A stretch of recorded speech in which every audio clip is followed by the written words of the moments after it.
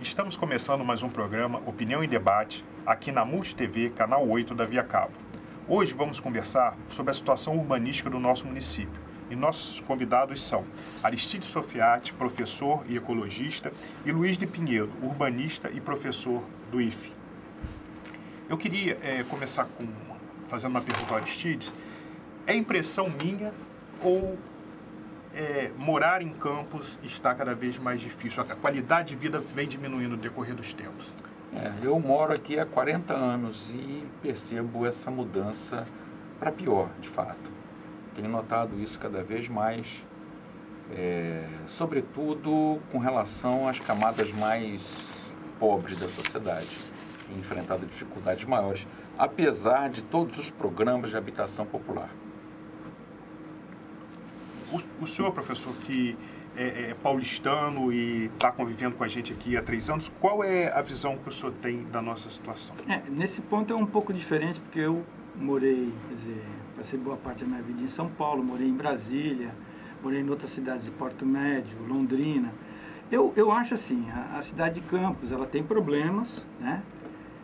Mas ao mesmo tempo, eu acho que talvez para um olhar interno, né? A gente observa algumas questões, por exemplo, favelas, né? Essa questão, eu acho assim, por exemplo, Campos tem umas 36 favelas, né? Quer dizer, são favelas, por exemplo, como o caso da favela da Linha, que é uma favela, que é a maior favela de Campos, que está ali ao longo da BR-101 e da Via Férrea, que tem mais ou menos 2.000 habitações. São coisas que poderiam ser resolvidas, mas por quê? Campos tem uma estrutura que eram as 3 grandes fazendas, a Fazenda do Queimado, a usina do Queimado, a usina Santo Antônio e a usina São João, né? Que eram 3 grandes unidades produtivas que, de uma certa forma, confinaram, compactaram o Campos. Então, Campos ainda, eu olharia um pouco para essa ótica. Campos tem uma estrutura fundiária que está presa a essas 3 grandes propriedades. E que, de uma certa forma, acabou condicionando. Se a gente pegar, por exemplo, o caminho para Goitacazes, a gente vê que parece um tentáculo de polvo, né?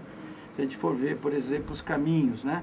Então, eu acho que Campos hoje, que essas grandes unidades produtivas, né, essas usinas não estão mais produzindo, a gente poderia estar repensando uma estrutura melhor. Quer dizer, a discussão que nós estamos fazendo aqui antes, a questão, por exemplo, Campos não é uma cidade que não tem parques.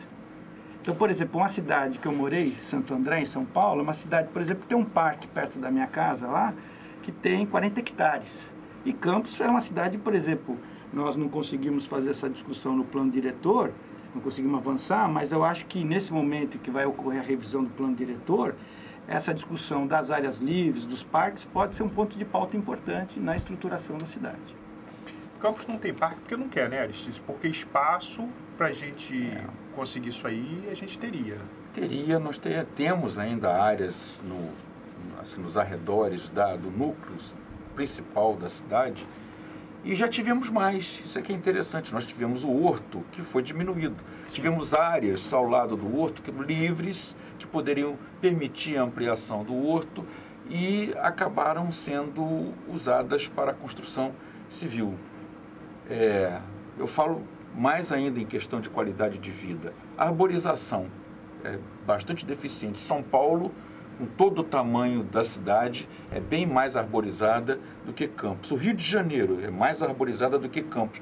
Campos passa até por um processo de desarborização e falta dessas áreas verdes que poderiam ser usadas. A gente vê que as praças, como o Jardim São Benedito, por exemplo, Jardim São Benedito, no passado, tinha áreas livres e áreas verdes. Agora, cada vez mais criam aparelhos ali dentro que vão diminuindo essas áreas.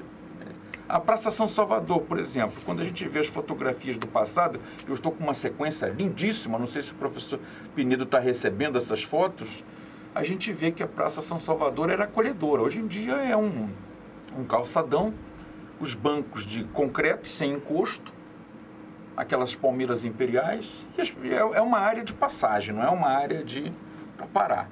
Há quem diga que Campos precisa de uma área como essa para abrigar, por exemplo, uma estrutura como a da Bienal, ou então de uma área livre para um comício, para uma manifestação popular. Não sei. Aí são 2 opiniões conflitantes. A retirada daquelas árvores ali foi criminosa, né, professor? Foi. Eu me lembro muito bem que nós, no Conselho Municipal de Meio Ambiente e Urbanismo, nos posicionamos contra. Mas o que se alegou... Bom, o Conselho não vale nada. A opinião do Conselho não pesa em nada nas decisões do Poder Executivo e do Poder Legislativo municipais. O que aconteceu é que disseram que as árvores impediam a visão dos prédios históricos que existem na praça. Bom, nós fizemos o grupo que foi designado para isso no Conselho se reuniu ali de noite, das 9 até meia-noite, examinando ponto por ponto para saber se isso acontecia. De fato, não acontecia assim, não. Não acontecia isso. E, além do mais, a gente vê que aqueles prédios estão sendo substituídos, ou foram, em grande parte, substituídos e até abandonados, ou então estão em ruínas. É claro que agora está havendo um esforço maior, um empenho maior na restauração ali do solar do Visconde de Araruama, onde funcionou a biblioteca, onde funcionou a Câmara Municipal. Mas, de qualquer maneira, eu acho que Palmeira Imperial não é uma boa para uma praça como aquela. Tanto que a gente percebe que, à noite, às vezes, a praça desempenha essa função de praça mesmo, porque eu acho por não ter o sol, o vento Paraíba, as pessoas sentem... Esfria. Mas de dia é como você está falando, é um grande corredor, grande calçadão. E até já fizeram brincadeira com a praça ali, aquele piso ali, quando chove, é tão escorregadio que inventaram uma sandália com ventosa na sola para poder aderir, as pessoas poderem passar. Professor, esse novo plano diretor, se colocado em prática, ele vai permitir que Campos comece a crescer mais horizontalmente e freie um pouco esse crescimento vertical no grande centro, que me parece que hoje não tem nem mais estrutura de esgoto, de energia para enfrentar esse crescimento? Eu participei, eu cheguei em Campos, foi bem no processo das audiências públicas, participei, se não me falha a memória, foi lá no dia 6 de março de 2007, né?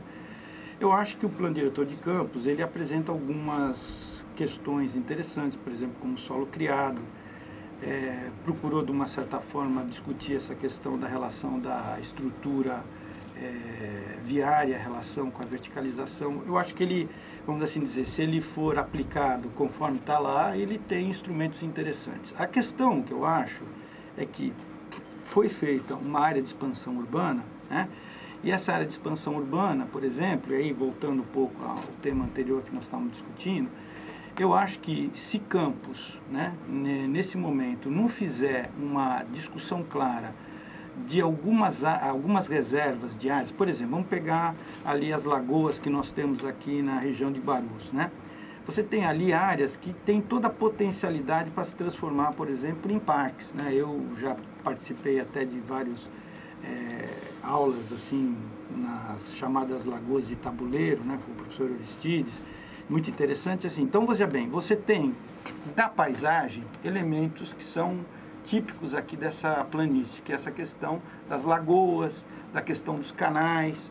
E esses elementos, quer dizer, eles têm que começar a ser incorporados como elemento paisagístico, elemento urbanístico.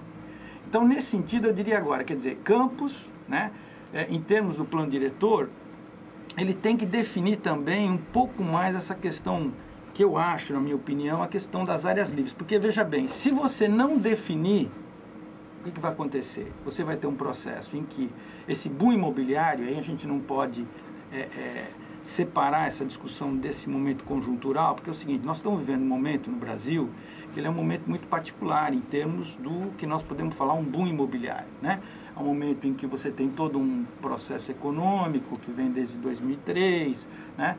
Mesmo com a recessão, mas o governo passou a ter uma política de recursos voltados para a questão habitacional, coisa que não acontecia praticamente desde a extinção do antigo BNH. Quer dizer, então você passa hoje a ter instrumentos que, de uma certa forma, estão dando as bases para esse processo. Então, você tem hoje, por exemplo, se a gente for ali atrás do HGG, você tem a construção ali, por exemplo, de um grande conjunto habitacional em volta ali daquela lagoa. Como é que chama aquela lagoa? Lagoa Maria do Pilar e Lagoa... Maria do Pilar e dos Prazeres. E ali tem uma área boa para se fazer um grande parque, Não, mas ali já é uma área definida para isso. Isso. A prefeitura é que não está respeitando.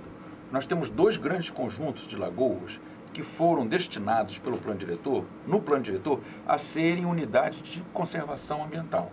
O primeiro, tomemos a BR-101 como ponto de referência. Sentido Campos Vitória. Do lado direito, nós temos um conjunto de 4 lagoas. A Lagoa Maria do Pilar, que chamam de Brejo Prazeres, a Lagoa do Taquaruçu, que chamam Lagoa do Parque Prazeres, a Lagoa da Olaria e a Lagoa do Fogo, com mais 2 matas remanescentes, a Mata de Angra e a Mata do Bom Jesus. Então, toda essa área foi destinada à criação de uma unidade de conservação.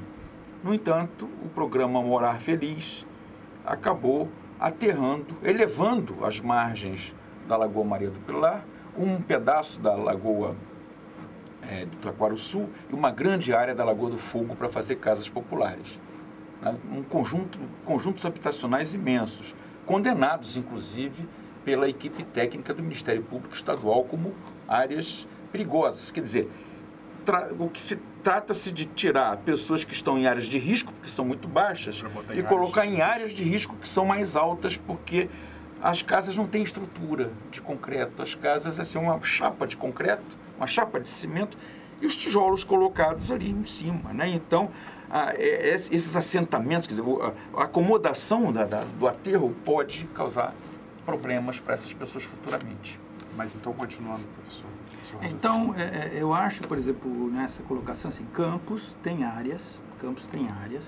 Campos, vamos assim dizer, está eu chamaria num divisor de águas, onde, por exemplo, você tem áreas que têm toda essa característica paisagística, que se você não fizer a reserva dessas áreas e vamos assim dizer, implementação delas como parques, por exemplo, vou pegar um exemplo, o caso de Ibirapuera em São Paulo, era uma área de brejo, né? Ibirapuera em Tupi-Guarani, quer dizer, área madeira podre. Só que é uma área que ficou ali abandonada um tempão. E, com o passar do tempo, na questão do 4º centenário, foi a oportunidade para transformar aquilo num grande parque, que hoje é uma referência importante para São Paulo, para o Brasil. Então, acho que Campos tem que fazer a mesma coisa. Quer dizer, se você, nesse momento, com toda essa conjuntura econômica, e você não faz essa reserva dessas áreas, tal como já está colocado no plano diretor, a tendência é Campos se tornar uma cidade que vai acabar se parecendo muito com Macaé. Quer dizer, uma coisa de contínuos, né? Então, eu acho que Campos tem áreas e que dá para fazer uma estruturação qualitativa. Bom, nós vamos para um breve intervalo. Não saia daí. Já voltamos para continuar esse debate sobre urbanismo com os nossos convidados Aristides Sofiati e Luiz de Pinheiro.